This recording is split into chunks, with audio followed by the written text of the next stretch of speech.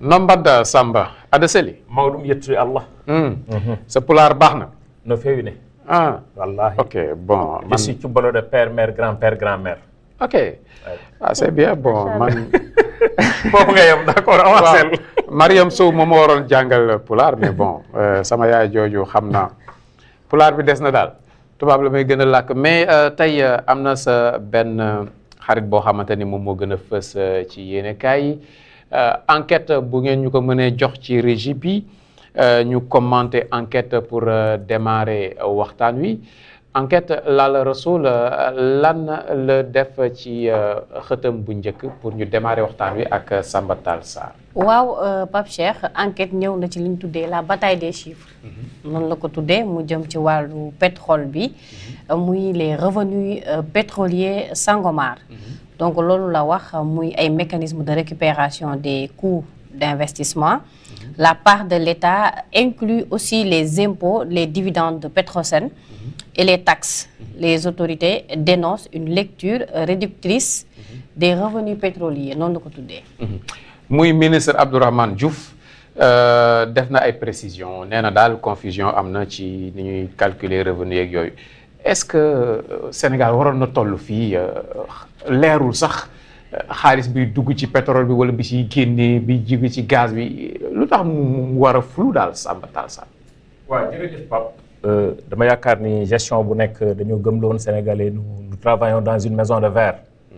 du moment où nous travaillons dans une maison de verre lépp loo xamante askan dañ koo bokk dañ ko war a leeral moom moo taxoon yàlla bi mu defee que ñu nekkoon ci ministère de l'énergie du pétrole et des mines. nekk conseiller technique ci Birame Souleye. defe naa ni chaque mois. lépp li nga xam ne dañ ko amoon comme revenu. lépp loo xam ne dañ ko defoon comme production dañ ko doon def à la face du monde. tey jii ba bi ñuy jógee foofu ci ministère bi defe naa lépp loo xamante ni surtout ministère de l'énergie du pétrole et des mines la ça a été toujours publié pour que sénégalais yi nga xam ne ñoom moom ressource bi. mën ci am accès. loolu benn la. ñaar mu am jàngat ni nga ko waxee léegi ñëpp xam nañ ni bloc bi nga xamante ni moom mooy blocu Sangomar pétrole lañ fay exploité. kon bu amee coow effectivement gis naa circulaire bi nga xamante ni le ministre du pétrole et de l'énergie def na ko. wax ni sur 8,963,359 barils par trimestre valeur bi nekk ci 759,2 millions de dollars. loolu nag ñun pour sénégalais gën a comprendre duñu wax en dollars dañuy wax en CFA. loolu dafay mel ni baril bi mu ngi dikk 50,812 francs. 50,812 francs c'est l'équivalence donc en tout et pour tout 455 milliards 500 millions.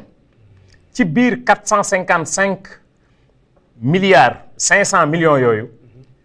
ba tey ci texte ministre bi mu ne le Sénégal dina ci percevoir directement 437 barils biñ ko estimé mu toll ci 37,1 millions de dollars muy l'équivalence de 22 milliards 200 millions ci trimestre bi. ça veut dire que ni kon nangu nañ ñoom ñi nga xam ñoo nekk ministère ni 455 milliards 500 millions moom la lépp génne Sénégal 22 milliards la ci am 200 millions. du moment où 22 milliards 200 millions la ci am 22 milliards yooyu 200 millions xam nga ñaata fois la par rapport ak somme bi ñu joxe 20 fois loolu la ci Sénégal am benn njeexital ci 455 milliards yooyu 500 millions yooyu Woodside bi nga xam mooy opérateur bi moom moo ci am 433 milliards 200 millions loolu tamit c'est bien de préciser. Cela veut dire que tey kon boo jëlee 455 milliards 500 millions nga diviser ko par 22 milliards 200 millions effectivement du la jox sax 25 francs mais 20,5 francs la lay jox ci 1 million bu nekk.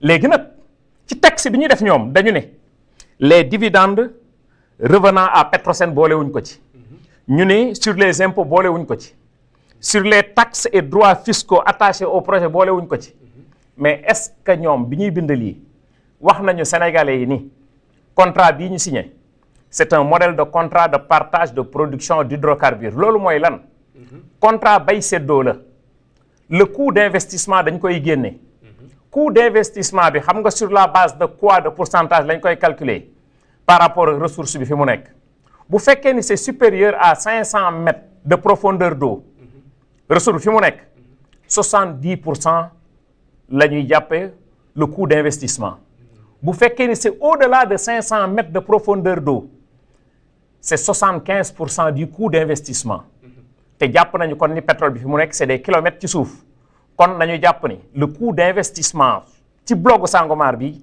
c'est 75% du coût d'investissement maintenant ñu ni la moyenne c'est 100 000 barils par jour si on sort 75% du coût d'investissement ñaata moo fa des 25%.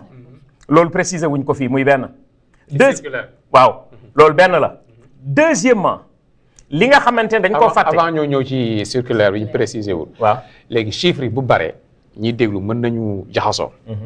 léegi bu ñu ko dee tënk ci wolof bu simple. Sénégal ay ruusik lay jëlee ci pétrole am. ci chiffre bu simple rek. waaw daanaka ay miettes la ñuy jëlee suñu pétrole. loolu leer na. nooñu koy tënkalee. sans chiffres yu bari. 100 400 waaw kay léegi 455 milliards yi nga xamante ni moom lañ généré ci trimestre bi. Sénégal 22 milliards la ci am. mais différence bi rëyul trop. ah trop moo tax ñu ni bloc bii liñ ci amee ci njeexital amul loo xamante ni dina ñoŋal koomu Sénégal. loolu moo nekk toujours suñu lecture moo tax toujours nga doon dégg dinañ ci ñëw xam naa ci kanam booy dégg renégociation. pas ci kanam léegi lañ ciy ñëw. non je veux dire. léegi lan ngeen renégocier finalement. Ousmane Sonko wax na ne renégocier na lan la fi renégocier. le coût estimé. ci projet bii lépp en tout et pour 25 ans. c'est environ 8400 milliards. ok j'ai dit bien 8400 milliards pour 25 ans. pour 25 ans. moom la ñu estimé. ci ñaar fukki at ak juróom. état bu Sénégal ak Petrosen. lim ciy am bu amee 1800 milliards na daw ba rëq. waaw pour 25 ans. maintenant chiffre pour chiffre. bu fekkee ñoom ñi nga xamante ne tey ñoom ñoo yor lenge yi di doxal. ñun yàlla def na am na fu ñuy jaar. nañu ñëw un débat contradictoire à la face du monde ñu waxante li nga xamante ni moom mooy la réalité du chiffre. tout le monde était d'accord que ni nos ressources yi nga xamante ni mooy côté pétrole bi ak gaz bi. muy GTA ak Sangomar ont été bradés. tout le monde était d'accord sur ça qu'est-ce qui s'est passé entre-temps ba nit ñi di jéem a défendre l'indéfendable. kan moo ko bradé. mu ngi tàmbalee ci Macky Sall. le modèle de contrat ñun dañoo gëm ni le modèle de contrat de partage de production que nous avons signé n'arrange pas le Sénégal nous ne devons pas être benn pays waruñoo nekk benn pays. boo xamante ne dañuy jël suñuy ressources téeméer bu nekk ñu ciy laal fukk hormis les impôts fukk téeméer boo gis fukk. mais ñoom pour défendre li nga xam moom lañ def nee na ñun mënuñu bënn teenu pétrole. amuñu ay ouvriers yu mën a sax nekk ay soudeurs.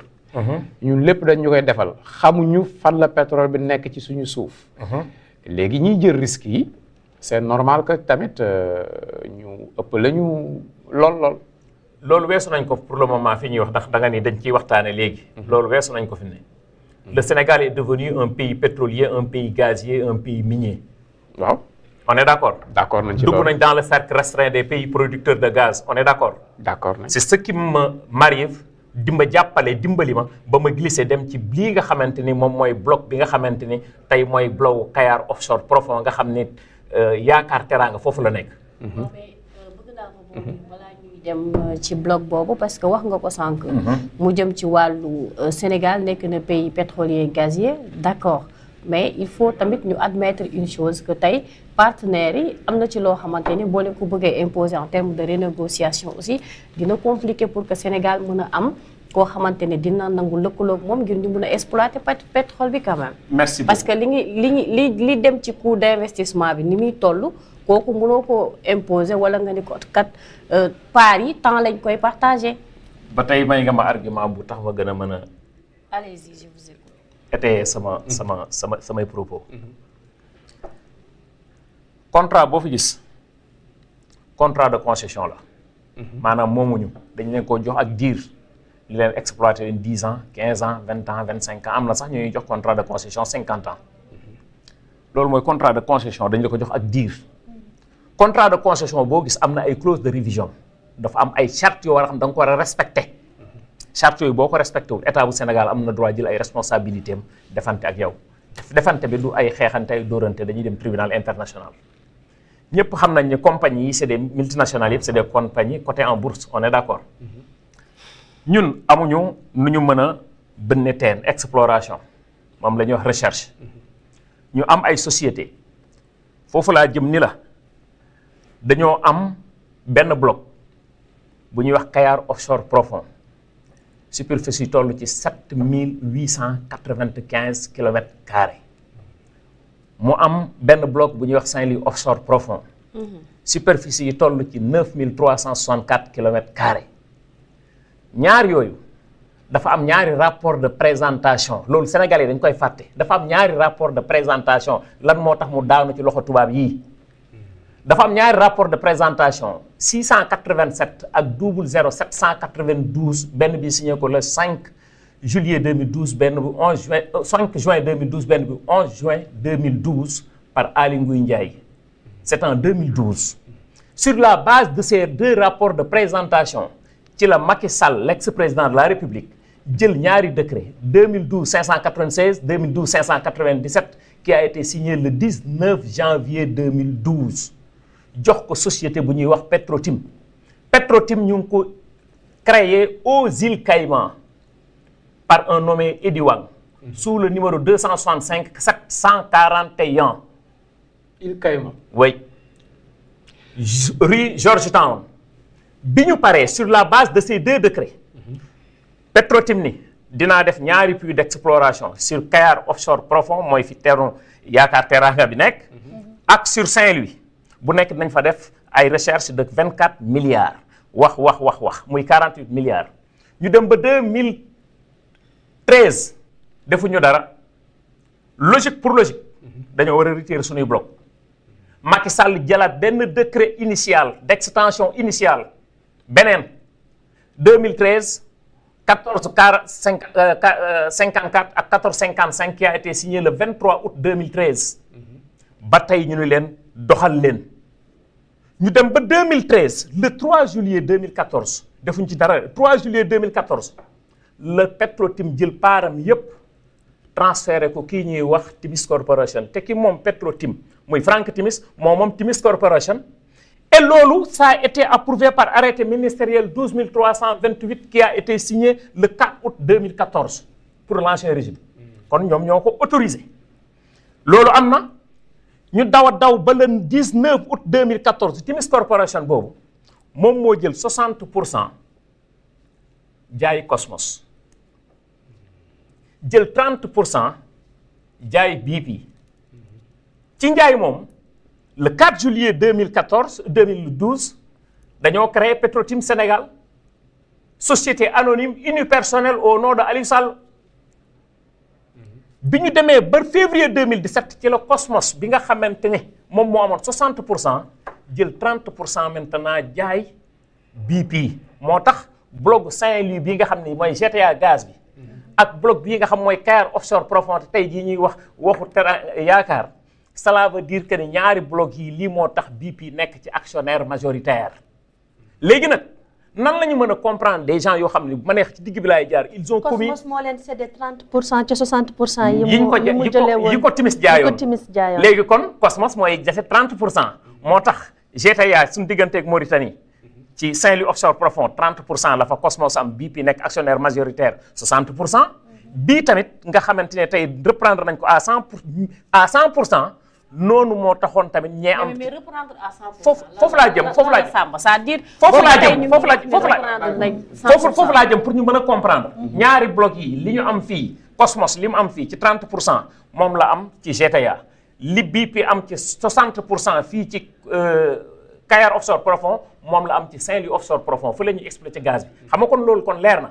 léegi nag sur la base de ça léegi li ñu war a demander ñun état bu Sénégal xam nga mooy lan. ba fa ma toog di wax ak yow nii avec tout ce qui s'est passé avec 12 ans de règne du président Macky Sall duñ ni la benn transaction financière ci yi ma la wax ni yëpp bi Petro-Tim di jël di jox Timis Corporation bi Timis Corporation di jël di jox BP bi Timis Corporation di jël di jox Cosmos bi Cosmos di jël te 30% jox BP lan la ci Sénégal gagné doo ko gis ci benn registre kon ñun dañoo jël sunu moomeel jox ko ay nit ñu jël jaay cela veut dire c'était du courtage jël seen li ñu ciy gagné jël suñuy teen jaay cela veut dire que ni kon bu desoon ci loolu kese Sénégal joxe pour joxe rek mënoon nañ koo joxeel suñu bopp jël même bu doon benn 10 milliards lañ ci am ci 10 milliards léegi nag foofu nag la problème bi amee ñuy exploiter léegi jugement bu GTA loolu moom tàmbalee nañ ko développement cela veut dire que loolu mënoo ci revenir at léegi nag liñ ci am c'est pas significatif ba tey il faut mu leer Petrosen dafa leb ci website Sangomar bi 275 milliards xam wax nañ fii ni Macky Sall ak régime am dañoo lebal leb ba mënatuñoo leb jël société nationale yi leen lebloo dañoo leb website ci pétrole Sénégal bii 275 milliards de janvier 2012 ba décembre 2012 le Sénégal a payé 100 milliards de nos francs CFA sur son pétrole loolu benn la deuxièmement di wax ni bloc bi nga xamante ni kon ñun ñoo ci am 10% muy Teranga Yaakaar bi nga xam ne kenn laalagu ko on est d'accord tàmbale guñ ko exploité dañoo xool ci mbir mi yow wax naa la ko léegi Cosmos ils sont cotés en bourse BP ils sont cotés en bourse ñoom ñu investir des centaines de milliards pour recherche yaa ko wax léegi parce que recherche yombul nga investir des centaines de milliards ci recherche ba ñu trouver ci loo xamante ne en moyenne c'est 20 TCF benn TCF kese c'est 28 milliards de mètres cubes de gaz benn TCF kese c'est 28 milliards de mètres cubes de gaz ñu am ci plus de 20 tey en Afrique de l'Ouest parmi les réserves prouvées certifiées tey jii bu ñu neexee ñu ni ñii nga xamante ni mooy Yaakaar Teranga ci la bokk muy benn ñun ñu taxaw ni dañoo bëgg une souveraineté énergétique du moment où dañu ni nous voulons être un pays industrialisé aucun pays dans le monde mënoo nekk un pays industrialisé tant que amoo cette souveraineté énergétique léegi nan la ñu def est-ce que mbaax la Cosmos toog croiser les bras BP toog croiser les bras ni neex na pour neex ñu grawul génn nañu jox nañ ko Sénégal jël leen seeni bloc non demagul noonu cela veut dire que ni accord la entre l'État du Sénégal ñu jël Petrosen ak Cosmos ñu waxtaan ñu génn ci lii nga xamante ni moom mooy bloc bi foofu dañ lay wax accord de retrait conjoint entre Cosmos et Petrosen yaa ngeen ko dégg ñu koy wax c'est un accord de rejoint conjoint entre Cosmos et Petrosen. mais pour débat bi leer. gën a leer. gën a leer waaw kay. pour débat bi gën a leer diggante Petrosen ak li ñuy wax les hommes de l'ombre régime Macky Sall mi si def régime Diomaye